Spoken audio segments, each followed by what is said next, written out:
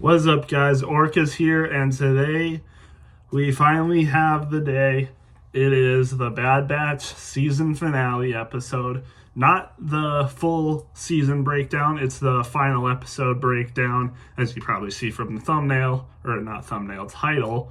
But yeah, this is the final episode from season 3 and the final season from the entire show. So, what did I think of it? Well, what you probably saw from the title as well. I really liked this. I really did. It was by far the best episode of the show. Really perfect. Really perfect. They nailed it. I really liked it. Like I said, they really brought it all together for what they already had.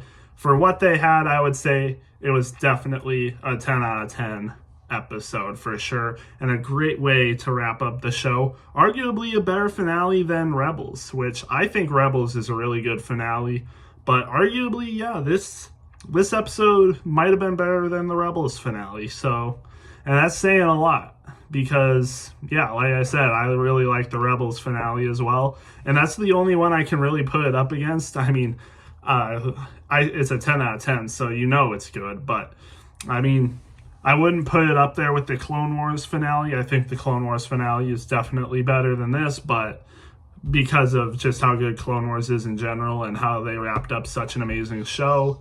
But what they did here is they had an amazing finale for just a decent show, in my opinion, and that's why I wouldn't say it's better than the Clone Wars. I would say it's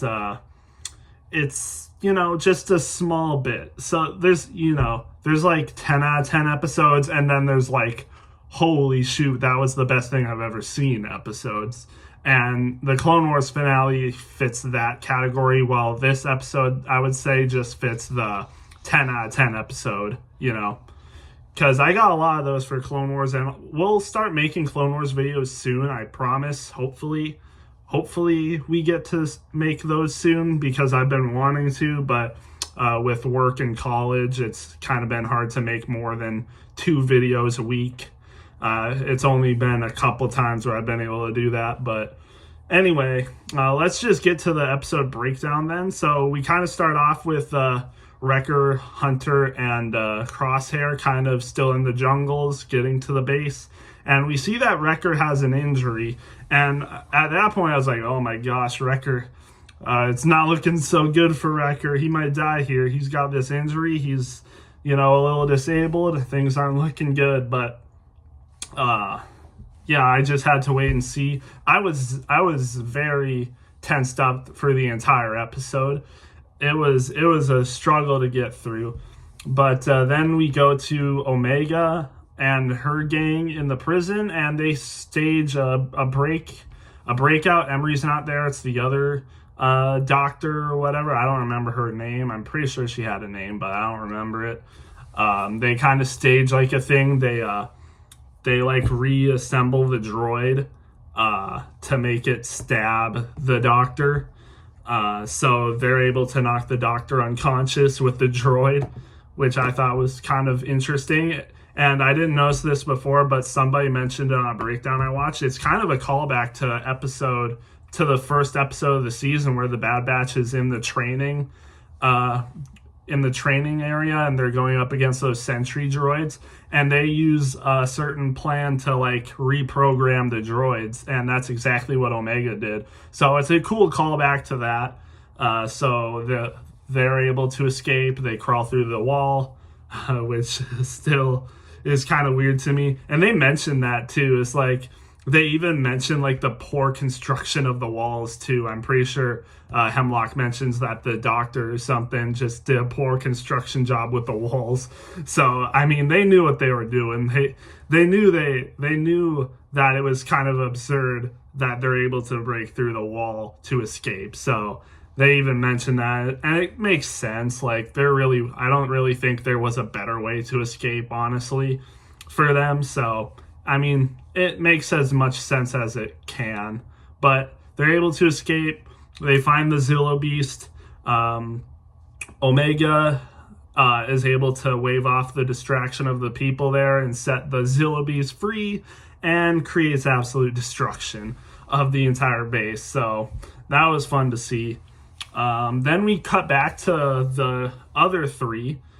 We also have, it was kind of cool to see, like, we had three different people doing stuff. So we had Echo and Emery, we had the Hunter, Crosshair, and Wrecker, and then we had Omega and her gang of Force sensitives. So, well, younglings or whatever. Like, yeah. But we go back to Emery. We go to Emery and Echo. Geez, there's so many names. I can't remember all of them.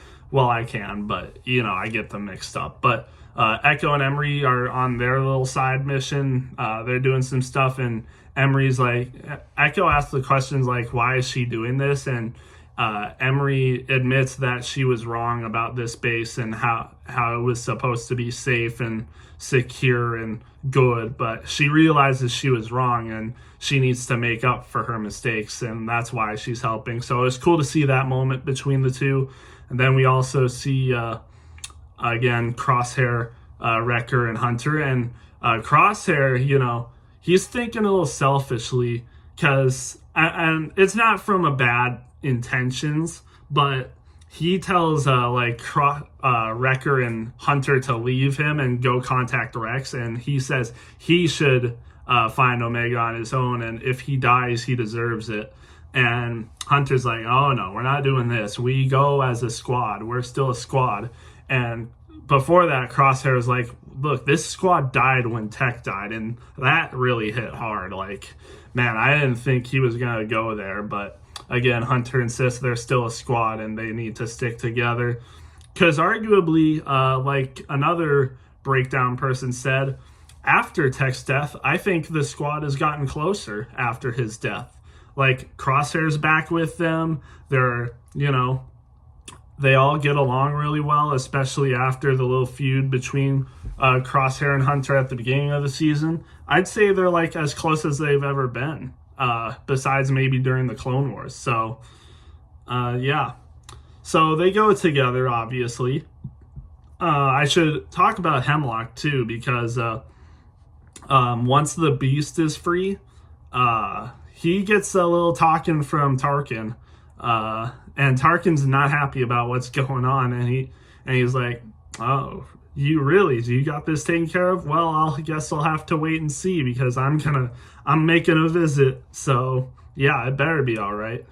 So yeah, Hemlock's really on edge, and it's interesting to see Hemlock's really normally calm and collected, not really nervous, but he was really on edge this episode. Like, he was as tense and nervous as I've ever seen. So yeah, he was, you know, not very happy about what was going on. Eventually, Emery and Echo make their way to the chamber where Omega was because they were going to try to save her there, but she made her own way out. Hemlock makes a pretty interesting statement saying that Omega and Emery's fates are now tied together, but arguably you could say they were always tied together. So it's a funny statement that he made there. But then you kind of hear the Zillo Beast causing havoc, and Echo is like, oh, that's exactly what I would do. Because Emery asked the question, how you know it was Omega? And he's like, yeah, because that's exactly what I would do. And then later when the other three hear the Zillo Beast, Crosshair's like, who was it, Echo or Omega? And Wrecker and Hunter both simultaneously say Omega. Funny stuff, and it reminded me of when Echo did that whole thing in the finale of season 2 to like break Hunter and Wrecker free from the commandos in Hemlock when they were captured momentarily. And Wrecker, I think, is like, Echo? And Hunter's like, yeah, definitely Echo. So kind of a neat callback there as well. Yeah. So the Zillo Beast again has escaped. Omega suggested they climb out of the place where the Zillo Beast escaped from. And it was another interesting thing because Jax was kind of scared to climb because he's afraid of heights and says he wouldn't make a good soldier. But Omega, you know, she's a good leader. She says to him, you know, the strongest soldier I know is afraid of heights, but he gets it done. And then she says, it's important to focus on what's ahead and not what's below. And that's a really good life lesson. Very good life lesson is like, focus on yourself and what's going on now, and not what's happened in your past, which is kind of like the same, which is kind of like close to that. It's like, focus on what's ahead, not what was left behind, you know. Good lesson there as well. A lot of good lessons in this show as well, like I said. But yeah, I really like this episode. I'm trying to think of what happened next, as you could probably tell. But eventually, the three Bad Batch members, Hunter, Crosshair, and Wrecker, get captured. Well, they don't get captured. First, they get into a fight with Hemlock's CX experiments. It's not just CX2. He has like 4 others. And they kind of resemble the Bad Batch themselves. And a lot of people were thinking that CX2 was Tech, and there was a lot of Tech resemblances. I never really thought it was. I always had a feeling that Tech was actually dead. But a lot of people, a lot more than I thought, were holding out hope that Tech was actually still alive. And a lot of people were getting the vibes that one of the CX experiments were him. And like, I mean, they kind of showed it. Like, they were being really ominous with like them not showing their faces and stuff, and like putting their helmets on just as it was. Like, the way they were shooting the angles and stuff, it really made it seem like there was something more to this. And I really do think they were trying to lead on a lot of people to believe that it was Tech, but it wasn't. None of the members of the CX experiment that Hemlock did were, but they put up a good fight. There was like a brute one, like a Wrecker. There was one that had like swords and stuff, so those were cool. Eventually they get into like a fight with them. Hunter gets like knocked unconscious or something and trapped under rubble. Then Wrecker, he gets into a fight with other one. There's someone with like an electro spear or something that gets to him and pins him down. And then there's another one that gets to Crosshair, and he literally cuts off his hand. I think it was actually CX2 that got to Crosshair, and he knows that something is wrong with Crosshair's hand, and he kind of makes a joke at it. And he cuts off his hand. Very, very, similar Star Wars moments. You got a lot of people getting their hands cut off, and now Crosshair's one to join them. So, funny stuff there. Eventually, Echo and Omega meet. They escape together, but Echo and Omega are going to stay to help the rest of their squad. So Emery ends up transporting the younglings back to Pabu, and now the real fight begins. So where they go to where Crosshair, Wrecker, and Hunter are captured, and that's where all the CX experiments still are. And Echo, before that, Echo and Omega free the clone prisoners, which I didn't think we were going to see. I thought they would have just forgot about them, but no, we actually got to see them free. So that was fun. Really nice to see the clones again, back in their, states, in their state, being free and being able to choose what they want to do. And a lot of them choose to help Echo and Omega. And when she does that, they free all the prisoners. So that includes Nala Se and Rampart. Earlier, Rampart and Hemlock have a meeting together about Omega. So now Rampart kind of knows like something's up with Omega. So when they're all freed, the clones go off to fight with Echo and Omega.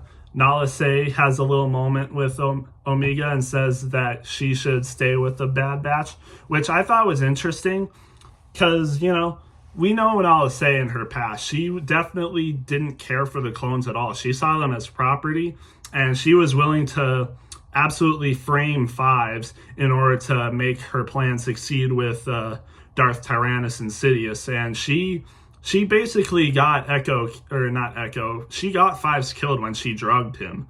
So I really had a hatred of Nala Se, but it seems like, she kind of redeemed herself. I would have liked to see, like, maybe some regret about her decisions, and you could see that, but I would have liked to hear it verbally, like, maybe even say, like, I made a mistake about how I treated my creations or something like that. She never really said that, but I feel like it might have been implied that maybe she was sorry for what she did, and her saying that she should be with her squad kind of makes me think that she has, been at peace or forgiven herself or felt sorry for what she did. So, she does that, and then she's going to actually, I think, either destroy or steal her own plans so that Hemlock and the Imperials can't use her experiments on Omega, or the experiments of Omega, and her technology can't use it anymore. So she's doing the right thing there, but Rampart was following her, and Rampart,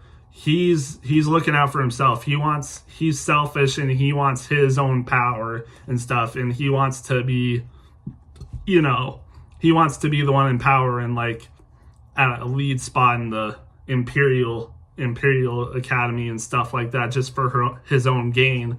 So he follows Nala Se to the experiment lab and, has a little discussion. Is like, tell me all about this stuff with Omega, because if she's so important, why is she so important and stuff? So he holds Nala Se at gunpoint. She gives him information on why, and then Rampart comes to the conclusion, like, if I can get this information, I'm going to have a big spot in the Imperials, and the Imperials will give me a lot to get this information. So, yeah. Then he shoots Nala Se. So, rest in peace, Nala Se. Can't tell if you were still a good character or not, but I have a feeling you kind of did change a little bit. So, that's good for Nala Se. But she actually had a plan for if Rampart was following her. She had a thermal detonator in her hand. So when Rampart shoots her, she drops the thermal grenade, and once Rampart realizes that that's what happened, the whole thing blows up. So Nala Se blew up the entire experiment lab, and Rampart with her, so nobody's going to get that information with Omega and everything else for Project Necromancer. So all that stuff's destroyed. Basically everything on Mount Tantus is destroyed now, and now all that's left is to save Crosshair, Hunter, and Wrecker. And again, Echo and Omega and all the clone brothers go to save them. A lot of clone brothers die in a lot of bad ways, unfortunately. It was actually really sad to see a lot of them go, and I think them not having armor and no helmets really sold it. One of them gets stabbed right through a wall, and that was visceral. Like, man, that just hits a lot, But eventually, Omega and all of them, Echo, are able to save them. Wrecker breaks out of his. Well, they're broken out, I'm pretty sure. Crosshair and Scorch are there. So while Wrecker and the rest of the Bad Batch wake up and start fighting the CX experiments, Hemlock and Scorch steal Omega away from them. And it was definitely a really tough battle, but they end up getting through it. And then while Wrecker and Echo stay to fight the rest of the CX experiments, and Crosshair and Hunter go and rescue Omega. And it was... Hunter is like, you should, to Crosshair, you should stay here and just, wait or get like a landing shuttle or something. I don't remember what he said, but Crosshair is like, no way, I'm staying with you. So it's kind of like a nice callback to the beginning of the episode where Crosshair is like, just leave me to do this. And Hunter's like, no way. So again, nice callback there. Hunter, Crosshair go after Hemlock and Scorch while Wrecker and Echo finish off the CX experiments. Really fun battle, and it's again revealed that none of them are tech. So the tech theorists take the L. Tech is actually dead. So there goes that. So then Crosshair and Wrecker go after Hemlock, and they shoot Hemlock's ride down just as it was about to land for him. And then they kill Scorch, and this was my one problem with the episode for sure. Scorch goes out so bad. It was kind of like, I can't say I hate it. I wouldn't say I hate that decision, but it was a little disappointing to me. I wish there was more with Scorch and the Delta Squad in canon. It just seems like they're doing them a really bad disservice. It kind of just, takes a dump on expanded universe characters. Like, they brought Scorch into this for what? Just so he could be a blind loyal soldier to the Empire and just some freaking Boba Fett character that just gets killed off easily and just cast aside. I didn't really like that. So Scorch is dead now. We don't even know where the rest of the Delta Squad were. I feel like we could have had a better story with Delta Squad, and especially Scorch. It would have been interesting to see something different with him. Maybe he could have turned good, but no, they just shoot him down like he's just a freaking side piece. That was a little irking to me. But anyway, next is Hemlock, and he holds Omega at gunpoint. But Omega still has like that one pick thing she used on the droid to reprogram it. So there's like a little plan towards there, and Hunter tells Crosshair to take the shot on their cuffs, and Crosshair just lost his dominant hand, so he's gonna be shooting with his non-dominant hand. So he's like, no, I can't do this. But Hunter gives full confidence in him and tells him take the shot, and he does. Omega gets away, like stabs Hemlock in the thigh with the pick, and so there's an opening between their cuffs. Crosshair shoots it, Omega gets away, and they blast Hemlock to shreds, and he falls off the cliff just like Scorch did. So that's the end of Hemlock. And it was interesting to see Hemlock. He sounded so much different with his voice. Like, he was so, anxious and nervous, tensed up and all that stuff. His voice was, in a way, like, really scary, but at the same time, you could hear the fear in his voice and stuff. Is like one of the lines was, if they shoot me, you're going down with me. And it's like, this guy is out of it. Like, he is done. So again, interesting moment. After that, Crosshair or Omega goes to hug Crosshair. Really touching moment. They all hug. It's a really great moment. That point up to the end started to get really, touching and emotional. I didn't cry. I didn't shed tears, but it was really emotional, touched the heart. Yeah.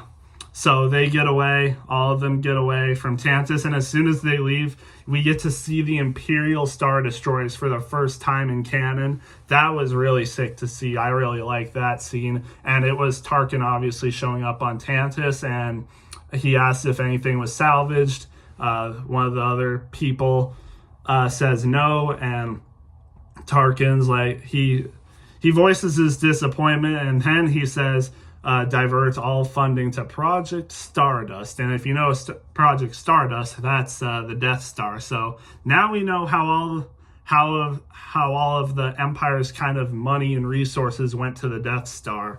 So interesting lore bit there, I guess. Nice call in to that. But then we get arguably the best scenes. We get to see everyone on Pabu, including the younglings, all the clones that were rescued from Tantus. We see a moment with Echo and Emery where Emery again voices her mistakes and is like, I got a lot to make up for, so it's helping these clones is a good place to start. And Echo suggests Senator Chuchi of Pantora would be a good decision for her to go. Chuchi needs people like Emery to have a voice for the clones. So that's a good moment. We see who else? Then we just get Hunter and Omega talk, and they talk about the younglings, like how they're gonna get home. Hunter says him and Rex are working on that, so they're gonna try their best to get them home, but they'll take care of them for the moment. So the kids are definitely safe. And then they have a discussion about the clones. Is like, and it's really touching because now it feels like, you know, for the first time in years, all the clones are finally free. Like they have their own decisions. Not all the clones in the universe, of course, but the clones that they've saved, they finally have a choice to do what they want. They can either, you know, just live a free life, or again, they can just do whatever. It's like, it was really touching because like this is like the first time we've seen clones have a choice to do what they want. Finally, after years of war and years of persecution, they finally have their own lives, basically. They have their own freedom and, again, lives. So that was really cool. Omega, you know, finally can rest, and she rests on Hunter. That was adorable. The rest of the batch joined them, and it seemed like that was the ending, but we get another scene, and it's a time jump. It's in the middle of the night, it looks like. We see Omega going to the weird ocean cave that we saw when Ventress showed up, and she has her own ship there. And as she's lighting it up, we see Hunter, and Hunter has aged so much. So we know something's going on. And Omega mentions the war. And of course, it wouldn't be the Clone Wars. She's talking about the freaking the war between the Empire and the Rebellion. So we know that the war between the Empire and Rebellion is going on now. And this is a huge time jump. Like, we're talking possibly like 18 years or something like that. Maybe a little less, but at least I would say 15 years or something, because I'm pretty sure the war started in like 3 BBY or something, maybe something like that. But I know it started earlier than just the Battle of Yavin. So yeah, I mean, we get this huge time jump. It's just Hunter and Omega. And Omega is going off to fight for the Rebellion. So it's really cool to see. Both of them have grown so much, and Hunter is still very much protective of her, saying they're still trying to protect her. And Omega's like, you know, you don't have to worry about me anymore. I'm not a child anymore. And Hunter's, you know, he lets her go, obviously, but he's still like, you know, you're still our child. And it's just really touching stuff. Omega goes off on her way, tells them to take care of the other two and Batcher, the dog. Yeah, really touching stuff. Really emotional. Again, really good ties on family. You know, the Bad Batch has been all of her fathers basically for years now. And again, it was just really nice to see. You know, strong ties of family, you know, brotherhood, the clones. This show was a lot, really fun. I really enjoyed this episode. I'll talk about this season and just the overall show in general in later videos, because I have a lot more to say, and this is already a long video, just me looking at the screen. So again, what I thought of this episode, I really liked it. So yeah. Again, 10 out of 10 episode. I wouldn't have done it any better except the Scorch stuff, but that's, you know, kind of a minor complaint. So anyways, I'll get this video up for you guys. Again, I really enjoyed this, and I hope you guys did too.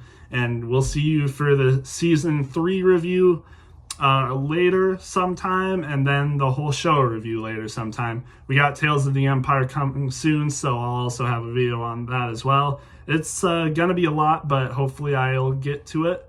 And yeah, we'll see you guys in the next one.